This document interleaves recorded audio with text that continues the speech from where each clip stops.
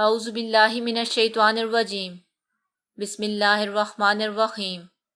معزز سامعین السلام علیکم۔ کیا اسلام میں مشت زنی جائز ہے؟ ویڈیو کی طرف جانے سے پہلے آپ سے چھوٹی سی گزارش ہے کہ اگر آپ ہمارے چینل پر نئے ہیں تو ہمارے چینل کو سبسکرائب کریں اور ساتھ میں موجود بیل آئیکن کو دبا کر آل نوٹیفیکیشن کو آن کر لیں تاکہ ہماری آنے والی ہر نئی ویڈیو آپ تک سب سے پہلے پہنچ سکے۔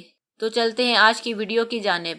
مشت زنی کے حرام ہونے پر ابن جریج کا قول نقل کیا ہے کہ انہوں نے حضرت عطاء علیہ السلام سے اس کے بارے میں پوچھا تو انہوں نے مکروہ بتایا۔ پھر فرمایا، میں نے سنا ہے کہ کچھ لوگ قیامت کے دن اس حال میں اٹھائے جائیں گے کہ ان کے ہاتھ حاملہ ہوں گے، اور میرا خیال ہے کہ اس سے مراد یہی لوگ ہیں۔ اور حضرت سعید بن جبیر رضی اللہ تعالیٰ عنہ سے مروی ہے کہ اللہ تعالیٰ ایسے لوگوں کو عذاب دیں گے جو اپنے نفس کے ساتھ کھیل کرتے تھے۔ ایک اور حدیث میں یہ بھی آیا ہے کہ مشت زنی کرنے والا ملعون ہے۔ ہاں، اگر کوئی زنا میں مبتلا ہو جانے کا قوی اندیشہ رکھتا ہے تو زنا سے بچنے کے لیے مشت زنی کر لے تو امید ہے کہ اس پر کوئی وبال نہ ہوگا۔ اگر آپ کو ویڈیو پسند آئی ہو تو لائک کریں۔